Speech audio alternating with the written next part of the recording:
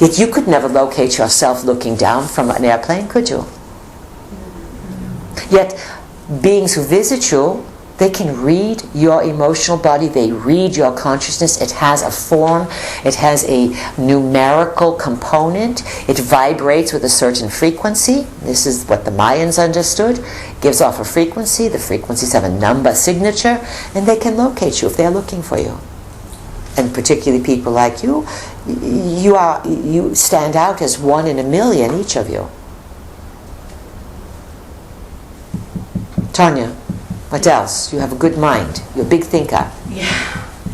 Well, again, that was a lesson for me to lighten up and bring more humor in and don't get so serious and deep. Be it my constitution of a Scorpio energies. But this is good advice you give yourself. Yes. Because, again, many of you have brilliant minds. The P part. And you're smart. You have to be smart to do our work. We don't work with beginners. We work with people who demonstrate degrees of intelligence and are evolving in their neural pathways. We expect you all to show a high level of intelligence, and you can look around and you are basically dealing with other very intelligent people, and you gather together. And yet your intelligence can be your downfall because it wants to listen, explain, and understand. And this is when you want the answer. This is when you drop your energy down into your heart. When you really want the answer.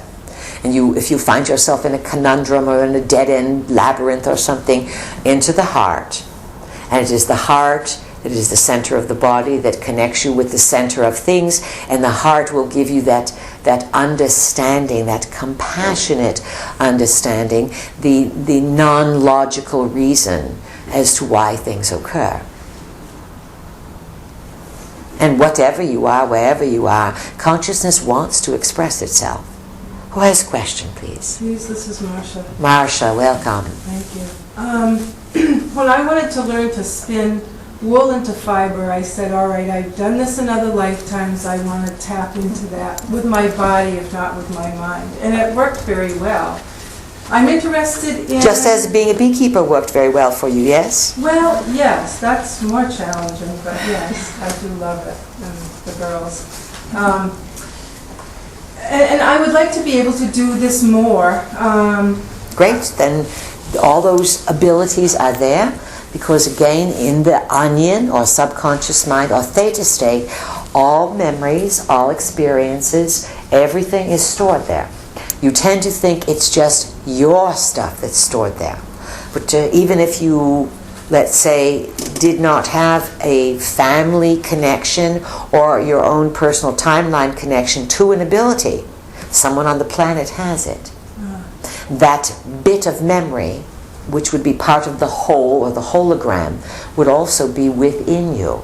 And you could then literally, and you will be able to eventually use your inner library based on the holographic principle of everything is stored, all parts are stored in the whole, and the whole is stored in all itsy bitsy parts. So technically, whatever you wanted to do, at some point, if you live long enough and have enough faith, if you said, I want to do this, you will be able to do it.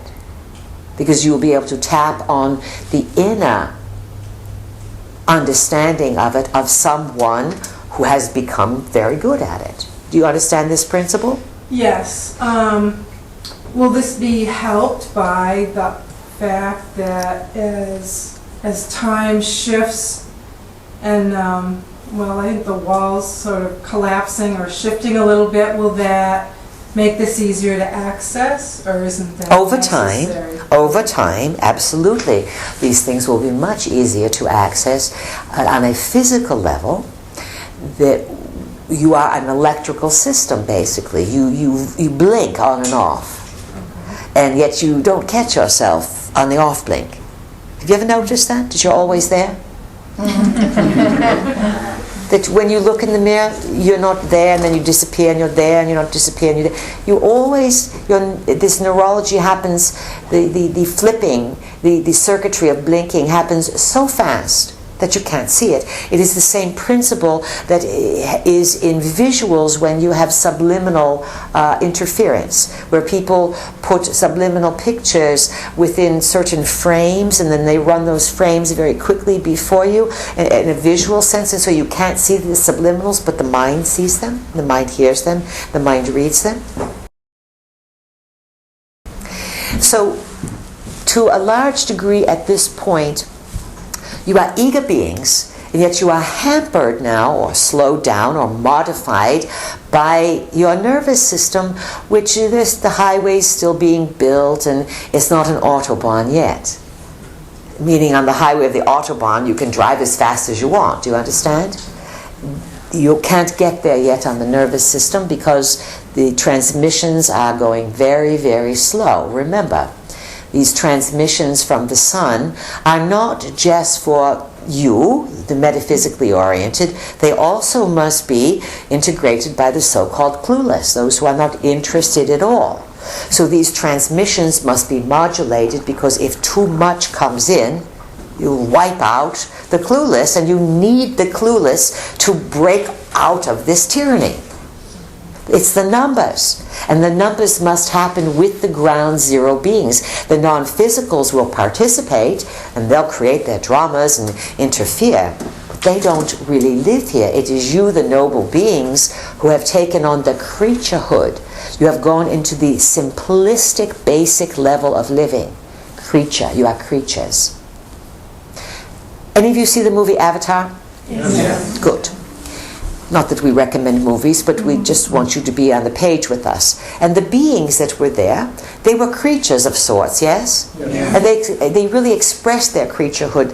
They jumped around, they flew on dragons, they used their tails, they soared, they lived in the living library. But you could see them really as creatures.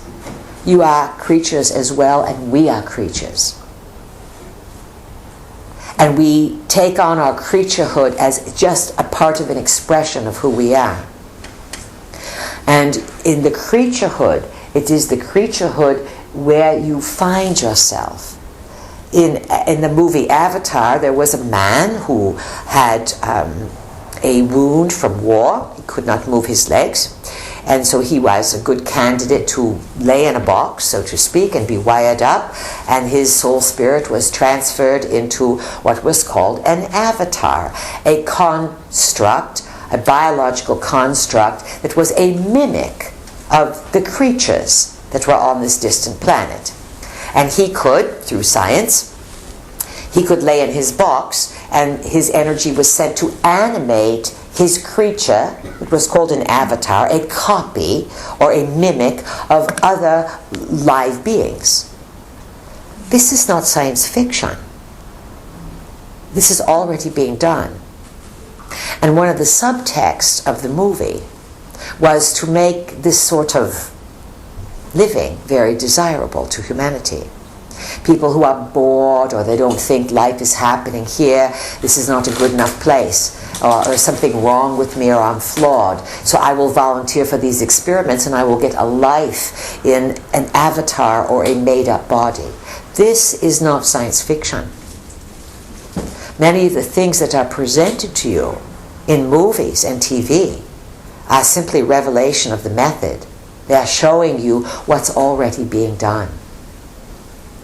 So you have the ability, Marsha, to access many things, and it will increase. Don't be frustrated now, because if too much came in, some of you all may be able to handle this more evolved nervous system, but everyone would drop dead around you.